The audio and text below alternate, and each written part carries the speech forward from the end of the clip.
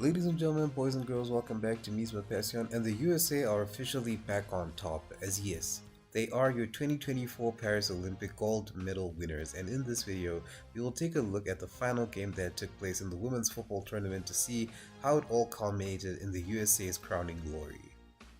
The game was really anything but a tepid affair, which is pretty much the most proper description of almost any football final that's played these days, be it men's finals or women's finals, but I can assure you that despite looking at the scoreline, it was anything but a rigid game. I think the major element that made it like so is that both teams were energized, and the USA in particular looked rejuvenated on the back of their admittedly haggard quarter and semi-final performances that realistically saw them scrape by the opposition in those games, which in all fairness is extremely unlike the Stars and Stripes at all. In this game, however, they were more than up for it, and so were their opponents Brazil, who were looking to redeem their loss to the USA in the Gold Cup held earlier this year. As expected, the USA had the lion's share of the ball with the team in full control of the proceedings, but as we are now accustomed to, Brazil were not going to fold in front of any pressure, as the South Americans were always ready to soak up any pressure coming their way, with usual candidates Rafaela and Tarshan being incredibly resilient at the back, whilst Ludmilla and co were wreaking havoc up front for the Brazilians in the rare opportunities that the Seleção managed to find themselves in a good position to launch an attack.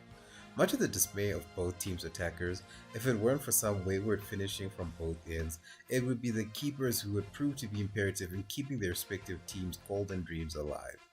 Lorena and Alyssa Nair were just two of the outstanding players in this game, and it would ultimately prove to be the latter whose efforts contributed to the team winning the final after Mallory Swanson, in tandem with Sophia Smith, left the Brazilian backline for dead and put the ball in the back of the net past Lorena, which ultimately proved to be the match winner that sealed the gold for the Stars and Stripes. To most people, I'm sure it'll come as not much of a surprise that the USA won out, and of course, their performance in the final did warrant the win. But to the same extent, Brazil put up a more than valiant effort to the point that if the match were to be replayed again, let's just say on Monday or Tuesday, just for argument's sake, they would likely come out on top.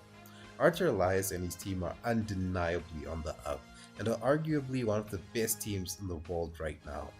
With the youthfulness on the side of his team, it will not be a surprise to see Brazil come around at the next major tournament and go deep. And who knows, with a little more maturity and experience as time goes by between the group, it won't be too long before the Seleção are decorating themselves in top honors. And after a couple of years going through a mediocre phase, the USWNT are finally back at the top end of the food chain, and the timing of things could not have been any better in my opinion. The squad features a who's who of young players who are already veterans in their own right when it comes to playing the game, who carry themselves like the winners that they already are, and a coach who is certainly and undoubtedly one of the best in the game all round.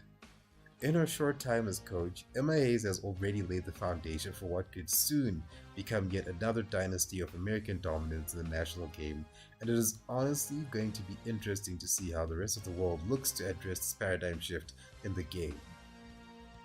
And looking at the tournament on a general level, I think it's very safe to say that, based on the games that we witnessed at least, women's football has gone up a level in terms of its quality. Whilst it is a results-based business, the performances that were on show for the most part did a great job of showcasing that there generally is no one team that can easily steamroll past the opposition, as even gold medal winners USA had to tough it out in the knockouts just to reach the final.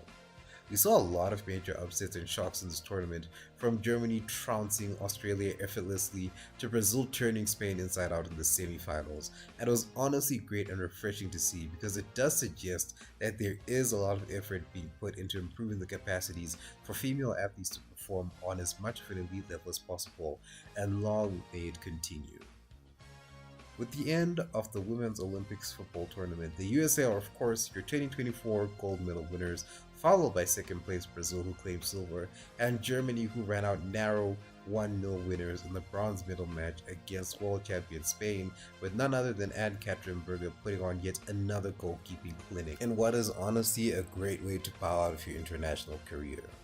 What did you think of this gold medal match, and who was the standout player for you in the entire tournament? Personally for me, I have to give a shout out to Tarshan of Brazil, As much as I saw all the games, and yes, I mean literally all the games across the Olympics, I don't think not many players stood out the way Tarshan did for me. And what she did in the backline for Brazil was just immense. And I really hope that on the back of this performance, a lot more eyes are on her and she gets a big move to maybe the NWSL or somewhere in Europe because she deserves it. But anyway,